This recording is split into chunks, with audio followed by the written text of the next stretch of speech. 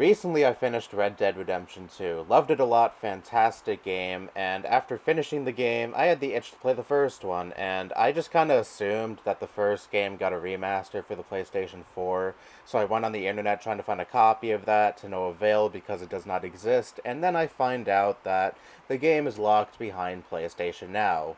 Massive bummer. And then I was like, you know what, maybe I might cough up some cash for PlayStation Now. It can't hurt, right? And then I find out PlayStation Now's price plans are about the same as PlayStation Plus's. 60 a year for PlayStation Now. 60 a year just to play PlayStation 3 and below games. This just makes how awful Sony is with backwards compatibility all the more frustrating. I have a PS5. I missed out on the PS4. I'm now playing catch up with all the great games that released on the PS4, and I've been having a blast so far. But I would also love to go back to consoles like the PS2, the PS3, and you can't play PS2 and PS3 discs on the PS5, and the only official way to play these games is through PlayStation Now. I fucking hate that. PS Now was originally a Band-Aid service because Sony couldn't figure out how to get PS3 discs to run on a PS4, because the PS3's architecture was so fucking complicated to the point that even Sony themselves couldn't get PS3 games to run on a PS4. Like, how do you excuse that? If the PS5 were able to play games from every console before it, I would be in fucking heaven.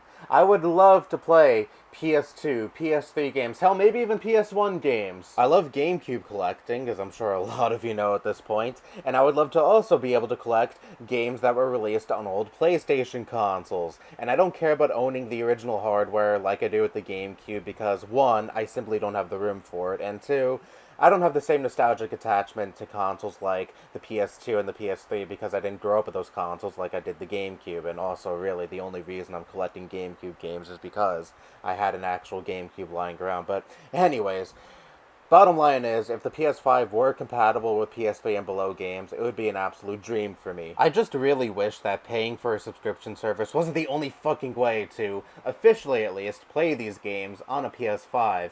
And another problem I have with this service is, it's not like it gives you access to the entire library of these consoles either.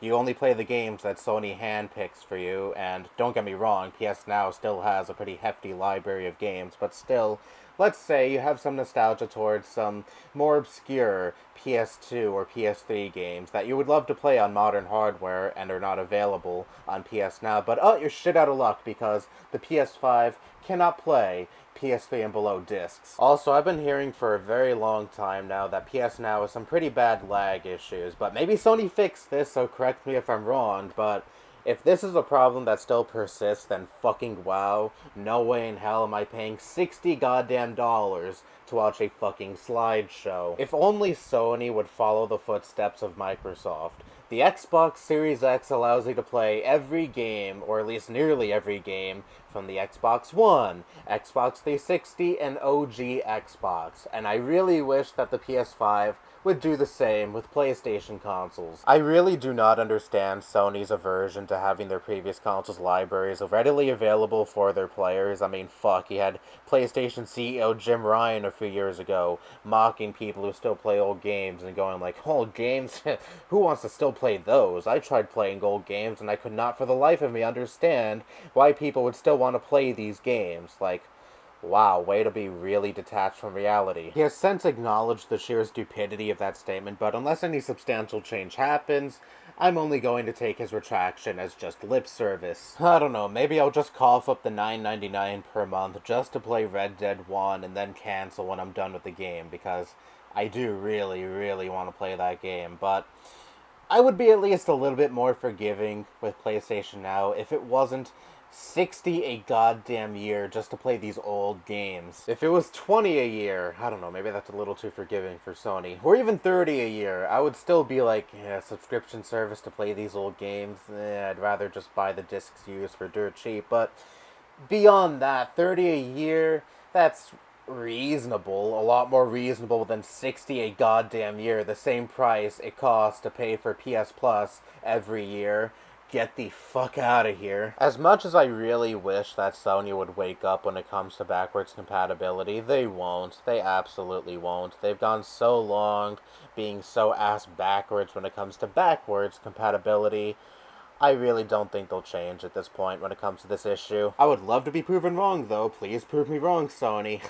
Anyway, even if the PS5 were compatible with PS3 and PS2 discs, unfortunately it being compatible with PS1 discs is impossible because it can't read CDs. But anyway, even if it were compatible with those games, I would not be surprised if Sony was like, oh, you gotta pay for a PS Now subscription for these games to run on your PS5.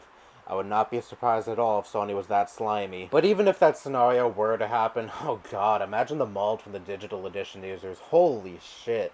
I'm so glad I went to the normal version and I can get my games for use for significantly cheaper and not have to be beholden to the PlayStation Store's prices. Haha, in your face. Anyway, the PlayStation 5 has been an absolute dream. I love the console a lot, but this is just a big issue I have with it. And it's not really an issue with the console itself, more like an issue I have with Sony in general. They are so incredibly stubborn, but hey, at least they're not Nintendo. That's a very low bar to set, I know, but I just had to include a dig at Nintendo in this video because, oh god, fuck that company. Hate them so goddamn much. Anyway, that's all I have to say. Bye-bye.